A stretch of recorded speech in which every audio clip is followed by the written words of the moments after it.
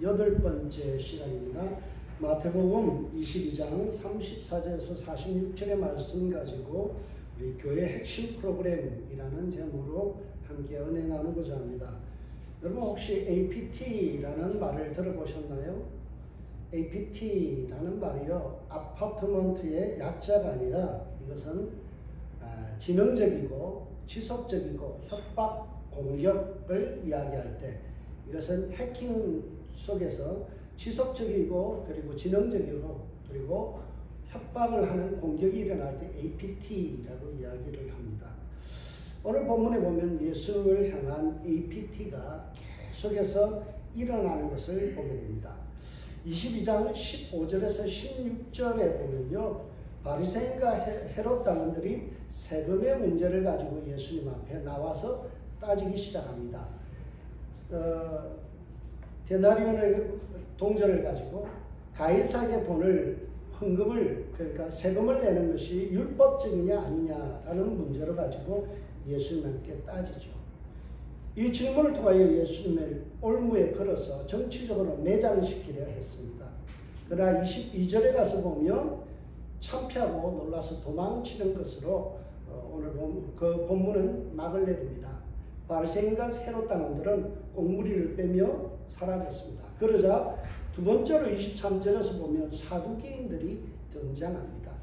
그들은요, 신학적인 문제, 부활 논쟁, 사후 세계에 대해서 가지고 예수님 앞에 공격을 하죠. 7명의 형제가 있는데 마지로부터 마지막까지 다 죽고 형사치수제도, 수원제도에 따라서 형의 와이프였던 사람이 막내의 와이프까지 되었을 경우 천국에서 누구의 와이프가 됩니까? 라는 이런 질문을 통해서 예수님 앞에 사후세계 부활 논쟁에 대해서 그렇게 따지기 시작합니다. 그들은 부활에 대해서 믿지도 않으면서도 그 질문을 던지죠. 그러나 33절에 보면 예수님의 가르침에 놀라서 입을 틀어막고 도망쳤다라고 그렇게 성경은 이야기합니다. 지속적인 공격, 지능적인 공격이 그게 멈추지 않습니다. 세 번째로 오늘 본문 마태복음 22장 34절에서 46절에 보면 또다시 바리새인들이 등장하여 예수를 공격합니다. 그리고 사두개인들이 참패했고 헤롯 당원들이 참패하고 조금 전에 바리새인들이 참패했으면 공물을 빼고 도망갔으면 사라져야 되는데 배후에서 또다시 모여서 아주 악의적인 예수님을 향한 공격을 시작합니다. 그들은 오늘 본문에 보니까 바리새인들이 예수님을 향하여 공격하는 내용이 나죠. 바리새인들이 뭐라고 묻습니까? 계명 중에 어느 것이 가장 큰 계명입니까? 신학적이면서도 윤리적인 질문을 합니다. 34절 보세요. 예수께서 사두개인들로 대답할 수 없게 하셨다함을 바리새인들이 듣고 모였다고 이야기하죠. 바리새인들이 뭘 들었어요? 사두개인들이 예수님 앞에서 참패했다, 패배했다라는 것을 들었어요. 완패했습니다. 여기에 대답할 수 없다 함을이라는 이 단어가 에피모센이라는 단어인데요. 그 뜻은 뭔가 하면 입에 재갈을 물리다 그런 뜻이에요. 예수님께서 마치 짐승의 재갈을 물려서 입을 완전히 막아버리듯이 사두개인들의 입을 완전히 봉해버렸다. 입도 뻥끗 못하게 예수님께서 완전히 압도해서 승리를 걸어버렸다라는 것으로 끝을 맺습니다. 그런데 느닷없이 사두개인들이 꽁무니를 빼자 도망가자 상극인 바리새인들이 기다렸다는 듯이 나타납니다. 왜 그랬을까요? 이번에는 내 차례다. 너희들 사두개인들이 예수님을 이기지 못했으니까 내가 나서서 완전히 예수를 몰아붙여서 내가 눌러버리겠다라는 그런 마음으로 지금 바리새인들이 모여들었습니다. 여러분, 이러한 교만한 마음을 품고 의기양양하게 예수님을 향하여 도전자를 내죠. 35절을 보시면 그 중에 한 율법사가 예수를 시험하여 이르되 묻되라고 이야기합니다. 오늘 그들이 모여서 질문하는 의도는 분명합니다. 예수님을 시험하기 위해서. 악의 참 마음입니다. 교만한 마음입니다. 그런 마음을 품고 예수님 앞에 질문하고 있어요. 같은 본문을 다루고 있는 누가복음 25장에서 28절, 마가복음 12장 28절에서 34절에 보면 바리새인들이 시험하여라는 말이 빠져 있어요. 그저 궁금해서 질문한 것처럼 되어 있는데 마태는 여기다가 한 단어 시험하여 페라이조라는 단어를 여기다가 집어넣고 있습니다. 그들의 불순한 의도를 드러내기 위해서 마태는 시험하여라는 이 단어를 집어넣어서 설명하죠. 이들이 예수님에게 던진 질문이 뭔가요? 그것은 36절에 제시되어 있습니다. 선생님, 율법 중에 어느 계명이 크니까? 라는 거죠. 이건 매우 신학적인 질문입니다. 여러분 36절을 풀이하면 613가지의 율법 중에서 어느 계명이 가장 큰 계명입니까? 라는 질문입니다. 쉽게 이야기하면 10계명이 있잖아요. 1계명부터 10계명까지 있습니다. 어느 계명이 가장 큰 계명입니까? 뭐가 어떤 데는 계명입니까? 이 질문이기도 하지만 10계명을 풀이해서 유대인들은 몇 개를 쪼개서 나눴는가 하면 613가지로 나눴어요. 거기에 보면요, 하지 말라는 게 참 재밌게도 365개예요. 여러분, 유대인들은요, 매일 뭘 안 해야 되는지를 먼저 생각하는 거예요. 내가 잘못 말할 수 있는 것, 내가 잘못 행동할 수 있는 것부터 자기 스스로가 필터링 하는 거예요. 하나님의 말씀에서 가장 중요한 부분 중에 하지 말라는 게 365개예요. 하라는 게 몇 개냐? 248개예요. 여러분, 율법이 우리에게 가르쳐 주는 게 뭘까요? 안 해야 될 게 더 많다는 거예요. 여러분, 내가 하고 싶은 대로 한다고 해서 그것이 좋은 게 아니에요. 성경은 우리에게 자기를 필터링 하래요. 좀 생각 좀 하래요. 말하기에 앞서서 한번 생각하고 이 말이 미칠 영향과 상처받을 사람들, 이거 좀 생각하고 말해야 되는데 자동 입력과 동시에 말하는 분들이 있어요. 하지 말라는 거예요. 성경은 두와 두낫으로 나눠져 있습니다. 뭐 해라, 사랑해라, 겸손해라, 서로를 존중해라라고 이야기합니다. 하지 말라는 거예요. 크리티사이즈, 비평하고요, 남들 함부로 뒤에서 쑥덕거리지 말라는 거예요.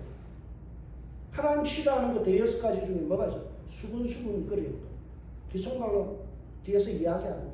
하나님 되게 싫어해요. 그런데 왜 그런 걸 해요?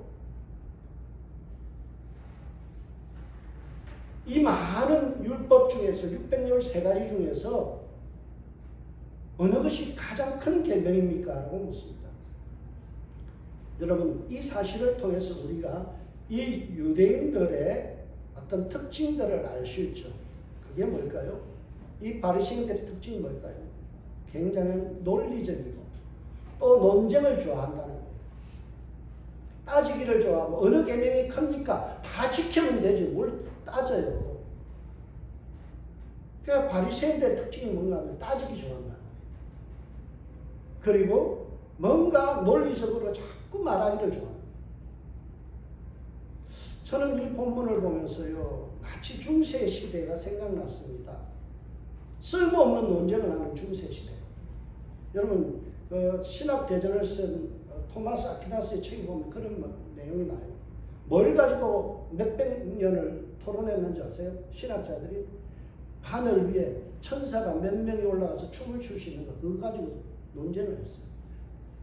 여러분, 쓸데없는 논쟁이잖아요.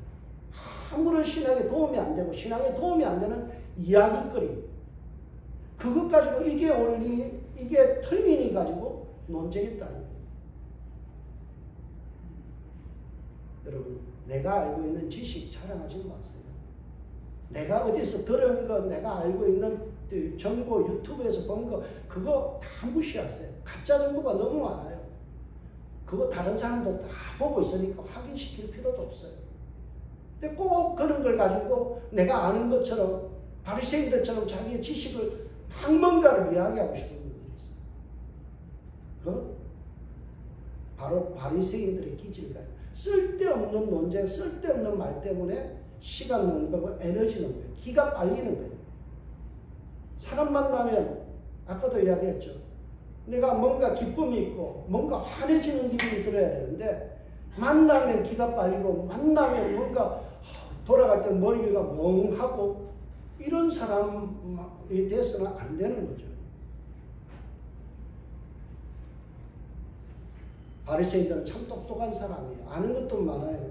그런 이런 지식을 가지고 예수님에게 뭘 질문해요? 율법 중에서 가장 큰 계명이 무엇입니까? 근데 그 의도는 뭐였다고요? 시험하기 위해서. 시험하기 위해서라는 이 말은요, 남이 곤혹해지고 그리고 골탕 먹는 것을 염두에 뒀다는 거죠. 남을 짓밟고 시험하여서 남이 쓰러지기를 원하는 질문이에요.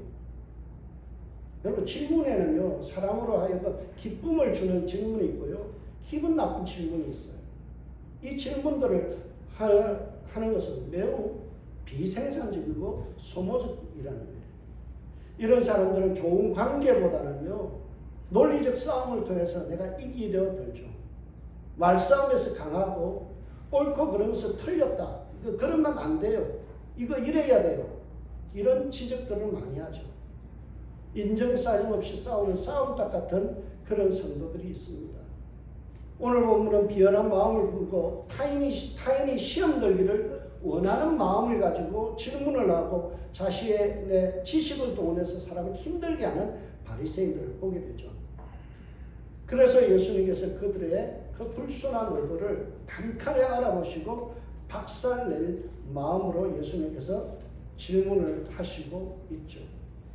그들에게 어느 계명이 크니까 라고 했을 때 예수님께서 한 대답이 37절에서 47절까지인데요. 이거예요. 논쟁보다 중요한 것이 사랑이다. 논쟁보다 중요한 것이 사랑이다.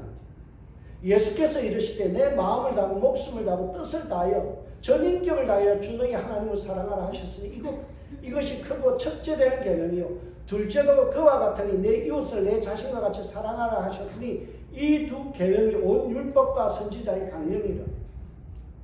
여러분, 율법서와 그리고 선지서 구약 전체의 내용이 뭐라고요? 하나님 사랑, 이웃 사랑.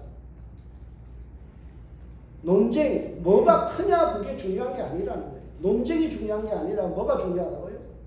사랑이 중요해요. 아규먼트가 중요하고 이게 아니에요. 뭐가 중요하다고요? 사랑, love. 내가 알고 있는 지식을 가지고 남들을 압도하고 남들에게 뭔가를 알려주고 내가 뭔가를 잘난 체 하는 거 그거 아무짝에 쓸모없는 거예요. 뭐가 중요하다고요? 사랑이 중요하다. 사랑은 무례히 행치 않는 거예요. 예의를 지키는 거예요. 여러분, love is more important than argument. 이 말 꼭 기억하세요. 내가 말하고 싶으면요, 스톱하세요. 아교하고 싶고요, 논쟁하고 싶으면 스톱하세요. 뭘 하라고요? 사랑하라고요. 사랑. 이게 하나님이 원하시는 거예요. 여러분, 오늘 이 말씀, 제가 소개된 지 37절에서 40절까지의 말씀은 구약 성경 두 곳을 인용해서 예수님이 합쳐놓은 말씀이에요. 어디에 말씀인가 하면 신명기 6장 5절 말씀이에요. 너는 마음을 다하고 뜻을 다하고 힘을 다하여 내 하나님을 여호와를 사랑하라 라는 말씀. 그리고 또 하나가 어딘가 하면 레위기 19장 18절 말씀이에요. 원수 갚지 말며 동포를 원망하지 말며 내 이웃 사랑하기를 내 자신과 같이 사랑하라. 나는 여호와니라 라는 이 두 가지의 말씀을, 구약의 말씀을 바리새인들이 너무나 잘하는 그 말씀을 가져와서 예수님 지금 해답으로 제시합니다. 그런데 여러분들, 제가 조금 전에 소개해줬던 보면 신명기 이 말씀이요 인용했는데 좀 달라요. 오늘 예수님이 인용한 부분과 내용과 신명기에 기록된 말씀이 차이가 있습니다. 여기에 보면 뭐라고요? 마음을 다하고 뜻을 다하고 힘을 다해요 라고 했죠. 그런데 예수님은 뭐라고 했어요? 목숨을 다해요. 힘이라는 단어를 빼버리고요, 목숨을 다해요 하는 거예요. 힘을 다하는 것, 힘이라는 거 의지잖아요. 여러분, 의지만 가지고 사랑하는 것 아니다. 뭘 걸으라고요? 목숨 걸고 살아요. 영어에 보면 soul이라고 있는데 원어로 보면 목숨이에요. 목숨. 힘 다하는 게 아니라 목숨까지 다하는 거예요. 여러분, 우리가 힘을 다하여 하는 이게 아니에요. 그런데 성경은요, 예수님이 인용하여서 뭐라고 이야기하냐면 힘을 다하는 게 아니고 네 목숨 다하라. 저는 오늘 설교를 준비하면서 한 시인의 내용이 기억이 났어요. 목숨 걸고라는 이광용 씨의 시입니다. 이광용 씨의 시입니다. 이런 내용이에요. 이 땅에서 진짜 술꾼이 되려거든 목숨을 걸고 술을 마셔야 한다. 이 땅에서 참된 연애를 하려거든 목숨을 걸고 연애를 해야 한다. 이 땅에서 좋은 선생이 되려거든 목숨을 걸고 교단에 서야 한다. 뭐든지 진짜가 되려거든 목숨을 걸고 목숨을 걸고. 제가 아는 목사님 중에요, 신광수 목사님이라는 분이 있어요. CC였어요. 캠퍼스의 커플인데요. 캠퍼스 커플인데요. 이분이 한 여자를 사랑해요. 별로 예쁘지도 않은데요. 하여튼 사랑에 빠졌어요. 그러면 신학교 때 참 과제도 많고 힘들어요. 근데 저녁에요, 같이 공부하다가 저녁 한 막차 같이 있고 싶으니까요, 막차를 타고 여자 집에까지 데려다 줘요. 그리고요, 꼴박 새벽을 거기서 밤새 거기 있어요. 보내주고 나서요, 새벽 첫 차 타고 들어와요. 그걸 거의 6개월을 하더라고요. 제가 볼 때는 정신 나갔어요. 근데 진짜 목숨 걸고 사랑하더라고요. 여러분, 진짜가 되려면 목숨 걸어야 돼요. 신앙도 마찬가지예요. 신앙도 그냥 우리가 취미생활 하듯이 하면 안 돼요. 목숨 걸어야 돼요. 왜요? 우리를 위하여 예수님께서 목숨 걸었잖아요. 자기 생명 던져서 우리를 사랑했는데요. 예수 믿으면서 우리는 취미생활 하듯이 그렇게 신앙생활 하려고 그래요. 적당하게 하려죠. 여러분, 제가 오늘 아침에 틀어드린 곡이 나중에 부를 찬송인데요. 주 선한 능력으로, 그 찬양이에요. 이 찬양은요, 디트리트 본헤퍼드, 제가 가장 존경하는 목사님 중에 한 명이에요. 그분이 나를 따르라 라는 책을 썼습니다. 이분은 20대 초반에 박사학위가 된 분이에요. 그리고 미국에서 교수를 하던 분인데요. 나치, 히틀러 때문에 민족이 힘드니까요, 다시 다 만류하는데 독일로 돌아가요. 그리고 하나님의 복음을 들고요, 이 나치와 히틀러를 향하여 대항합니다. 체포되어서 39의 나이에 죽습니다. 근데 그가 수감생활하는 동안요, 그 교도소에 있던 사람들이 이 사람을 보면서 전부 다 감탄을 해요. 교도소 생활 속에서 너무나 경건하고 아름다운 모습 사는 거예요. 오늘 우리가 부르는 선한 능력으로 이 찬양은요, 자기가 사랑했던 사람, 약혼녀에게 마지막으로 죽기 일주일 전에 편지를 썼어요. 거기에 있는 가사의 내용입니다. 그런 신앙을 지키기 위해서 목숨을 걸었어요. 예수 믿는다는 건요, 목숨을 거는 거예요. 여러분, 우리 교회 성도님들은 저도 우리가 목숨 걸고 성도 사랑하고 그리고 복음 전하고 기도하고 서로를 위하는 그런 공동체가 되기를 주의 이름으로 축복합니다. 그런데 예수님은요, 오직 하나님만 사랑해라 그렇게 말씀하지 않아요. 그 뒤에 뭐라고요? 내 이웃을 내 몸같이 사랑하라. 바리새인들의 약점은 뭡니까? 하나님을 사랑하는데 성경은 많이 아는데요, 이웃에 대해서는 뭐예요? 사랑이 없어요. 그래서 레위기 19장 18절에 인용한 거예요. 하나님 사랑과 이웃 사랑은 어떤 관계인지를 보여주는 거예요. 여러분, 하나님 사랑과 이웃 사랑이 별개일까요? 아니에요. 저에게 신학을 가르쳐 주신 은사 선생님이 있습니다. 그분은 제가 신약학을 전공했어요. 성서 신학 중에서 성경 중에서 신약을 전공을 했는데요. 저를 가르쳤던 분이 김희성 교수님, 서울대 나오시고요. 그리고 이분이 아주 뼈대 있는 집안이에요. 김현명 목사님 조카고요. 아버지가 김도명 목사님이에요. 저희 장인과 장모님을 주례하신 분이 저분 아버지예요. 저도 신학교 때 참 친하게 지내고요. 지금은 은퇴하시고 나서 뭐 하시는가 하면 노숙인 사회 가십니다. 서울신대 교수님이신데 참 존경스러워요. 이분은 40일 금식가요. 신학교 안식년 동안 금식하셨어요. 40일. 참 대단한 존경받는 이 김희성 교수님이 오늘 본문에 대해서 이렇게 얘기해요. 두 번째 큰 계명은 크고 첫째 되는 계명과 동등하다는 의미다. 뭐가 동등하다고요? 이웃 사랑이 하나님 사랑과 동등하다. 하나님 사랑은 이웃을 통해서 증명이 된다.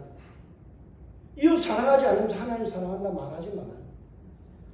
동일한 메시지 마이클 그린이라는 주석가가 이렇게 이야기합니다. 하나님에 대한 사랑이 참인가 아닌가를 보여주는 기준은 다른 사람들과 맺는 관계에서 그 사랑이 반영되었는가 그렇지 않는가에 달려있다.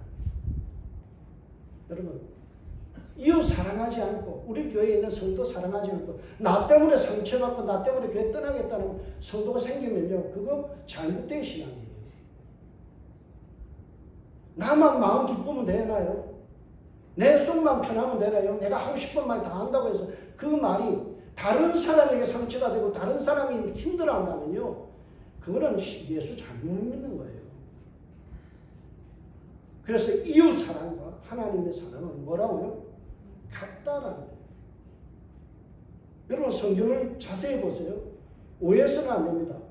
첫째, 둘째라고 해서 첫 번째가 우선되고 두 번째가 그 다음이라는 뜻이 아니에요. 오늘 성경이 이렇게 얘기합니다. 이것은 하나님을 사랑하는 것은 크고 첫째 되는 계명이요. 둘째도 그와 같으니 뭐와 같다고요? 하나님 사랑과 이웃 사랑은 동격이라는 거예요. 여러분, 하나님 사랑은요, 이웃 사랑과 동격이에요. 이웃 사랑은 하나님 사랑과 동격이에요.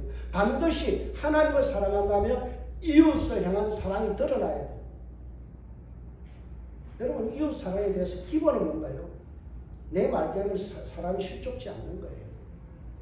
내 표현 하나 때문에 사람 마음 아파하지 않는 거예요. 칭찬하고 격려하고 사람으로 하여금 기를 살려줘야지 기가 빨리게 해서는 안 돼요. 뒷받침하는 40절의 말씀을 한번 보세요. 이 두 계명은 온 율법과 선지자의 강령이라. 구약 성경과 율법 선지서에 기록된 말씀, 선지자들이 외친 핵심이 뭐예요? 사랑이다. 이 사랑이 강령이래요. 여러분, 강령이라는 이 단어가 어떻게 되어 있는가 하면요, 영어로 보면 플랫폼, 그리고 프로그램이라고 되어 있어요. 여러분, 교회의 플랫폼, 교회의 모든 프로그램과 구조, 이것이 뭐라고요? 사랑이라는 거예요. 그래서 강령이라는 말을요, 행온이라는 단어로 번역했어요. 뭐예요? 걸려있다, 종속되어 있다, 골자를 이루다, 이런 뜻이에요. 교회 모든 시스템과 교회 모든 행사와 모든 것은 어디에 종속된다고요? 사랑이에요. 열심히 교회에서 선교하고 교회에서 성경 공부하고 제자 훈련하고 실컷 해놔놓고 싸움질하고 마음 아프게 하면요, 그건 뭐라고요? 신앙 잘못됐다. 가장 중요한 게 뭐라고요? 사랑이다. 교회의 모든 프로그램의 기본은 뭐라고요? 제자 훈련의 기본은 뭐라고요? 사랑이다. 우리 제자 훈련 왜 합니까? 사랑하기 위해서. 왜 예배 드리나요? 하나님 사랑하고 이웃 사랑하기 위해서. 왜 기도하나요? 하나님 사랑하고 이웃 사랑하기 위해서. 내 뭐 잘되고 내 속 편하자고 기도하는 게 아니에요. 우리가 기도하는 이유와 성경을 보는 이유와 말씀을 필사하는 이유와 그리고 우리가 예배 드리는 이유, 우리가 모이는 이유는 뭐라고요? 강령을 지키기 위한 거예요. 교회 모든 프로그램과 플랫폼과 그리고 모든 핵심에는 뭐가 있다고요? 사랑이다. 사랑이 없으면 아무것도 아니다라고 했던 여러분 고린도전서 13장의 말씀을 기억하세요. 사랑은 어떻다고요? 온유하대요. 사납지 않대요. 사랑은 무례히 행치 않는데요. 예의를 지킨다는 거예요. 뭐뭐 했어가 아니라 했어요. 여러분 정말 예의를 지키고 싶으면 성도님들이 저에게 하는 표현대로만 다른 분야가 있어요. 아직까지 제가 목회를 하면서요 10년이 넘게 있었지만 저보고 반말하는 사람 없어요. 뭐 했니? 라고 하는 말 없어요. 저에게는 어린 저에게는 요자를 붙이면서 왜 나이 많으신 어른들한테 뭐 했어? 굉장히 면허 없는 일이에요. 예의가 없는 거예요. 나도 훈련받지 않았기 때문에 아무런 생각 없기 때문에 필터링을 하지 않기 때문에 어때요? 내 속에서 그냥 흘러나오는 거예요. 습관적으로 여러분 습관은 나중에 뭐가 된다고 천성이 되는 거예요. 말을 고치세요. 사랑받습니다. 표현을 아름답게 하세요. 사랑받습니다. 여러분 성경은요 하나님 사랑과 이웃 사랑을 결코 떼놓고 이야기하지 않습니다. 여러분 요한일서 3장 17절에 보면 누가 이 세상의 재물을 가지고 형제를 궁핍함을 보고도 도와줄 마음을 닫으면 하나님의 사랑이 어찌 그 속에 거하겠느냐. 무슨 말씀이에요? 형제 사랑하지 않으면서 형제를 위해서 뭔가 섬기고 베풀지 않으면서 무슨 뭐라고요? 무슨 사랑 타령하느냐. 여러분 로마서 13장 보세요.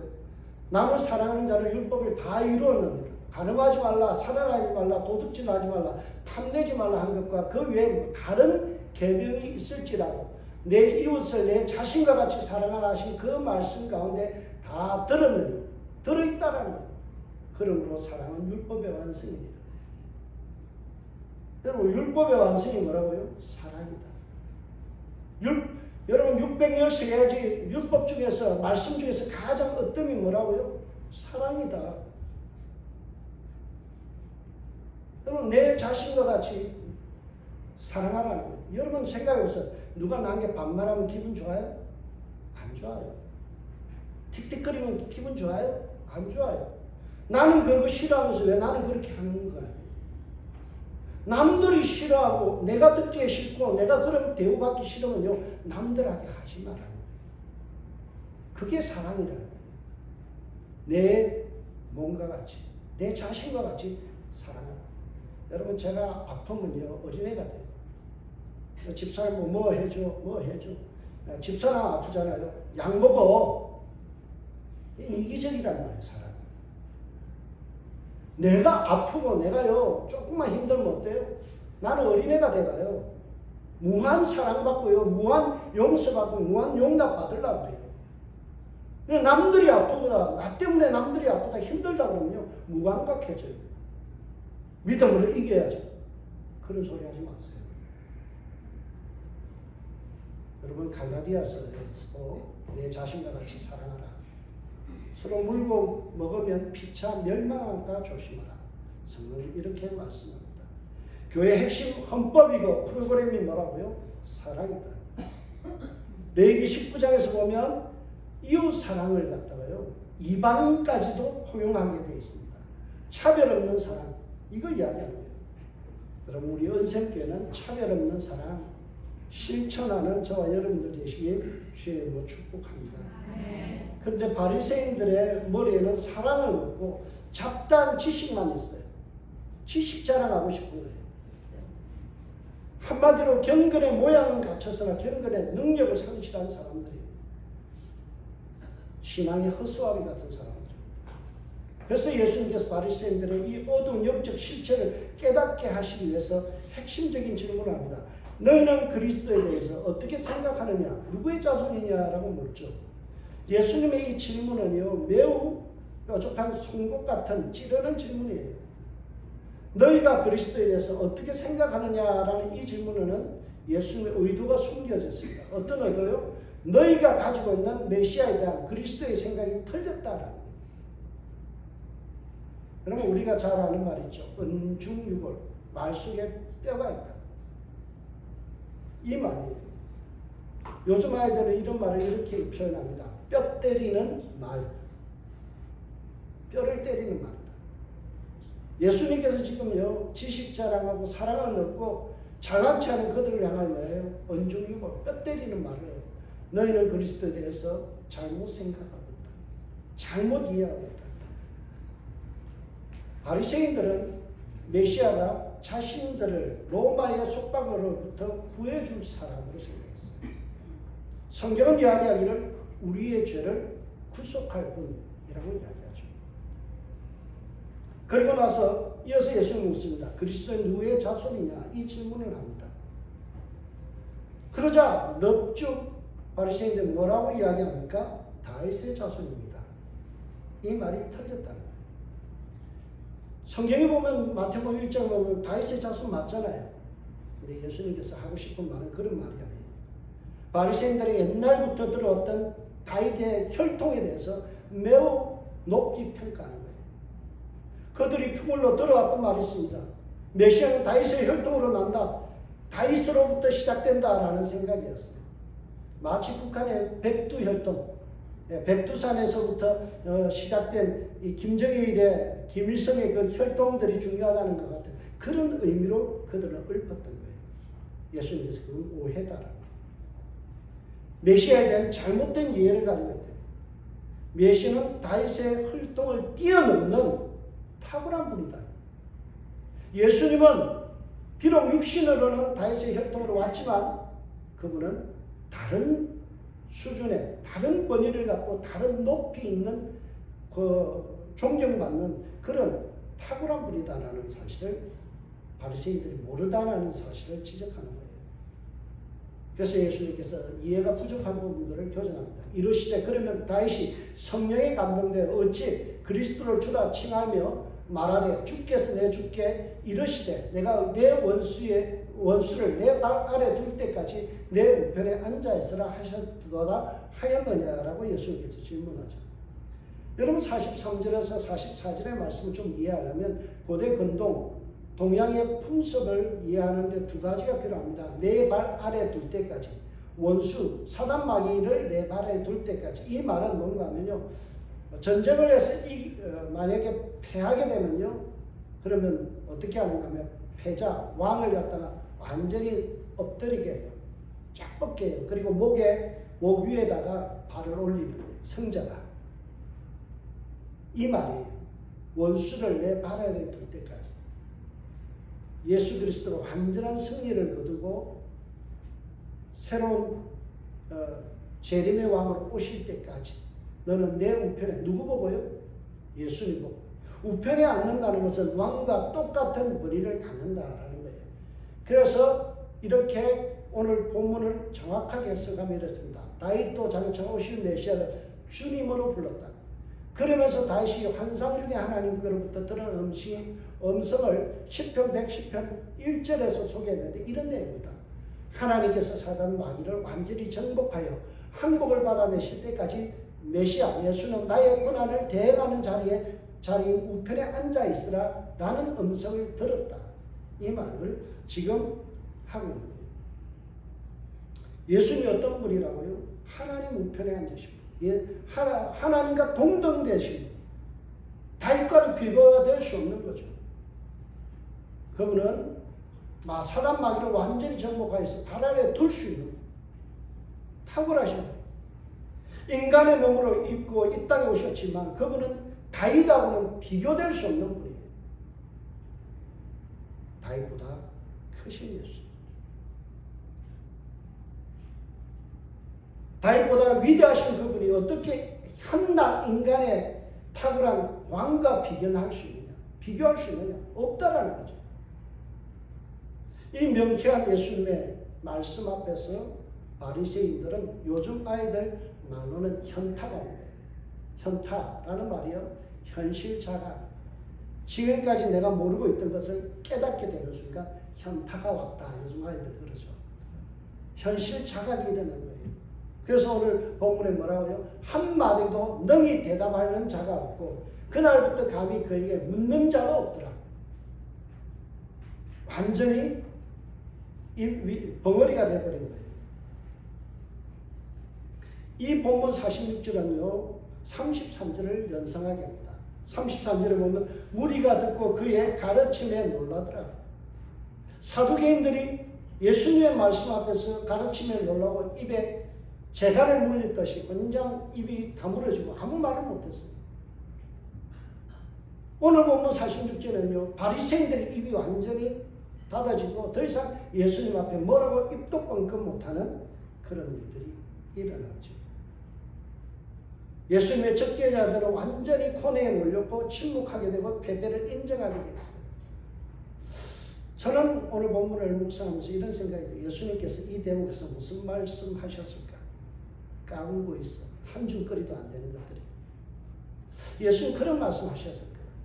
지식 자랑하면서 사랑은 없고 자기 경험과 자기 신앙생활은 오래 했다는 그 연륜과 모든 것 가지고 기득권 가지고 큰 소리 치면서 목에 힘주는 사람들을 향하여 예수님이 하신 말씀이 뭘까요? 까불고 있어. 한줌거리도 안 되는 것들이. 뭘 권위도 없는 주제에 무슨 권위를 내세우고 뭐 한다고 네가 아는 게 뭐냐? 사랑도 모르면서 뭘 신앙생활하면서 사랑도 모르면서 무슨 신앙한다고 그렇게 깝죽거리냐? 예수님 그 말씀하시는 거예요.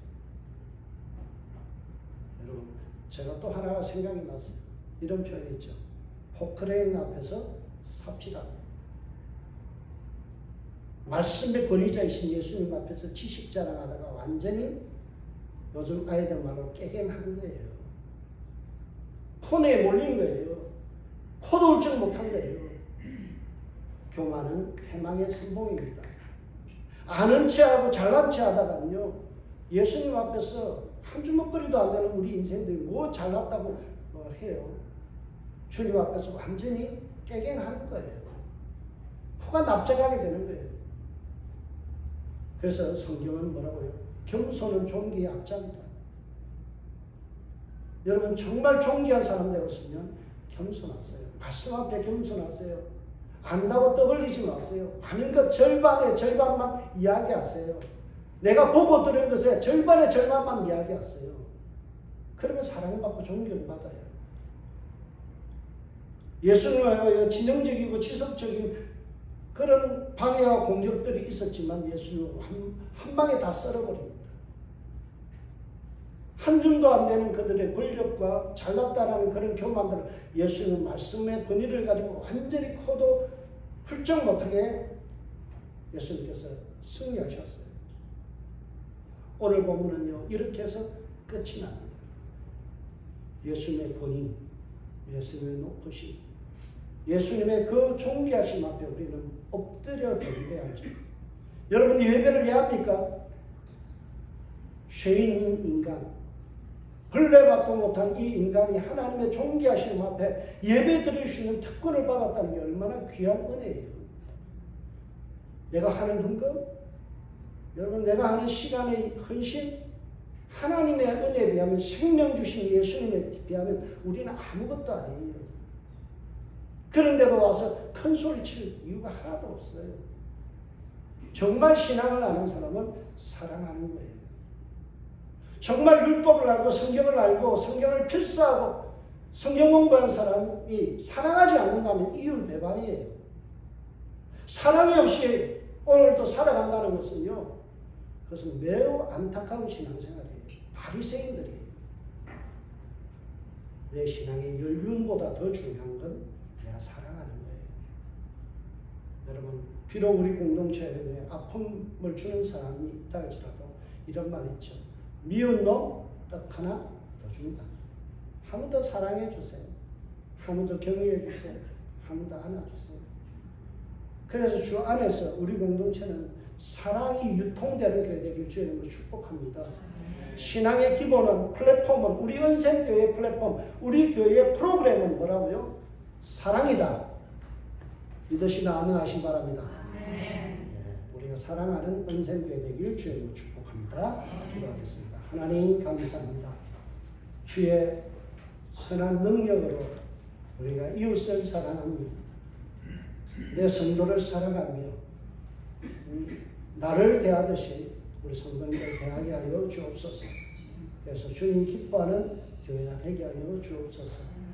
신앙의 기본인 사랑을 버리지 않게 하시고 우리의 지식 자랑하다가 망한 하나님 바리새인의 길을 쫓아가는 저희들 되지 않게 하여 주옵소서.